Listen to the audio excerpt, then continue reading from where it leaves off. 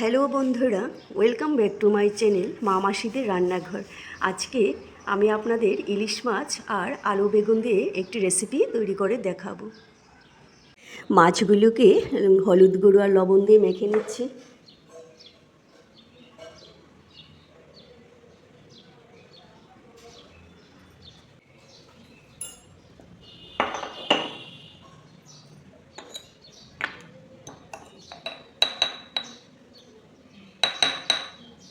নুন দিয়ে দিচ্ছি।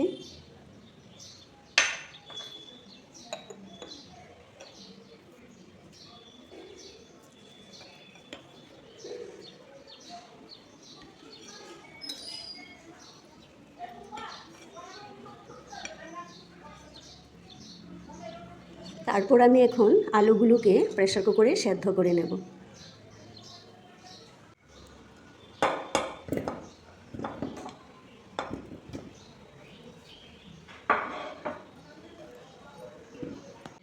আলুগুলোতে সামান্য পরিমাণে জল দিয়ে দিচ্ছি। এখানে আমি এই বড় কাপে 1 কাপ জল দিয়েছি। সামান্য পরিমাণে নুন দিয়ে দিচ্ছি, তাহলে আলুগুলো খুব সফট হবে, সেদ্ধটা খুব ভালো হবে।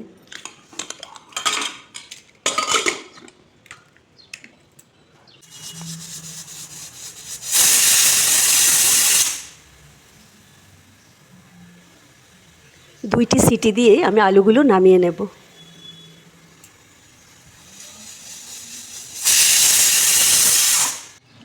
প্রথমে আমি মাছগুলোকে ভেজে নিচ্ছি।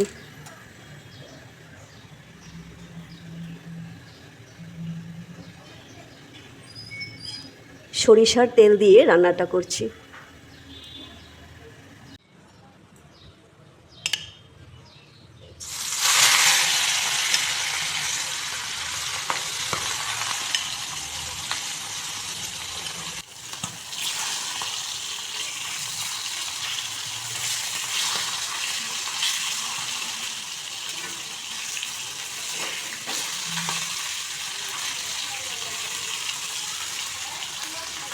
মাছগুলো ফ্রাই হয়ে গেছে, নামিয়ে নিচ্ছি।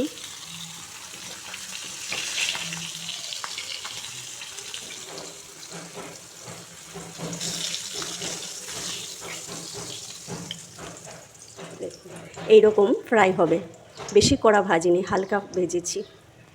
এই কড়াইতে আরেকটু তেল দিয়ে দিচ্ছি। এখন বেগুনগুলোকে ভেজে নেব।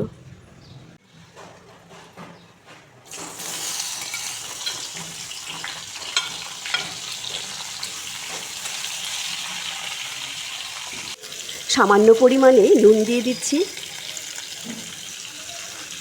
হলুদ গুঁড়ো,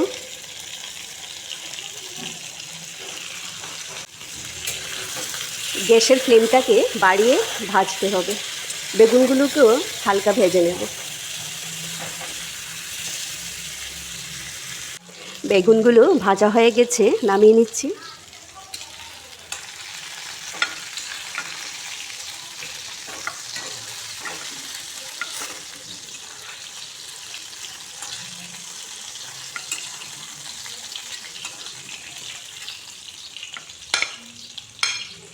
এই যে এইরকম ভেজেছি। এখন আলুগুলোকে ভেজে নেব।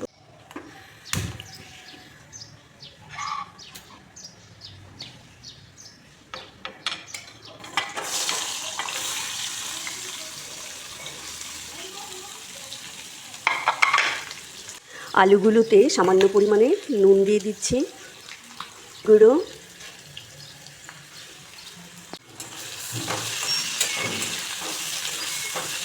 আলুগুলোকে হালকা ভাজবো। আলুগুলোকে নামিয়ে নিচ্ছি।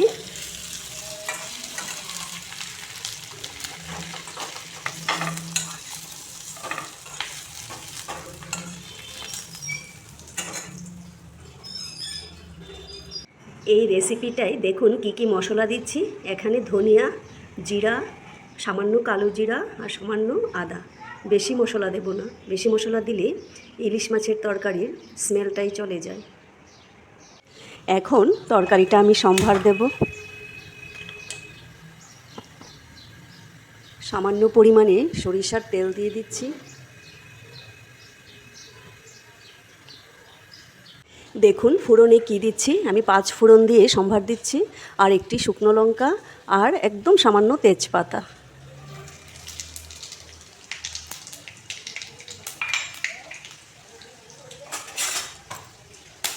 কাঁচা লঙ্কা বাটা দিয়ে দিচ্ছি, সামান্য পরিমাণে লঙ্কার গুঁড়ো, হলুদ গুঁড়ো,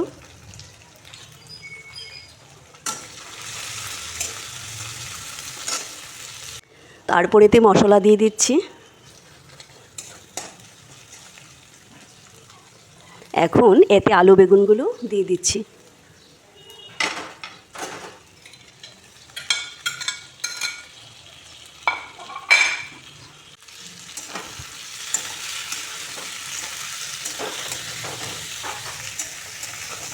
একটু কষিয়েই তারপর জল দিয়ে দেব।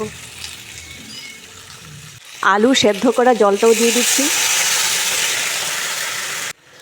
আমি এতে আরও জল অ্যাড করে দিচ্ছি।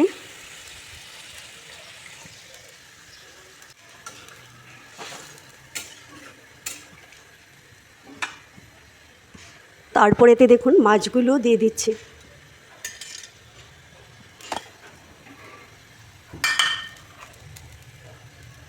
স্বাদ অনুসারে আমি এতে আরও একটু নুন দিয়ে দিচ্ছি।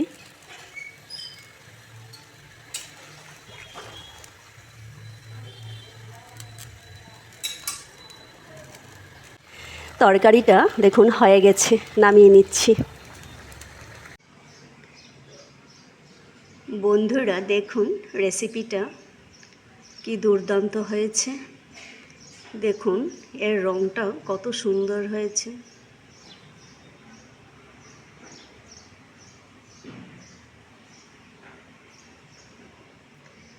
রেসিপিটি ভালো লাগলে আমি যেইভাবে রান্না করেছি একবার রান্না করে দেখবেন, খুব ভালো লাগবে।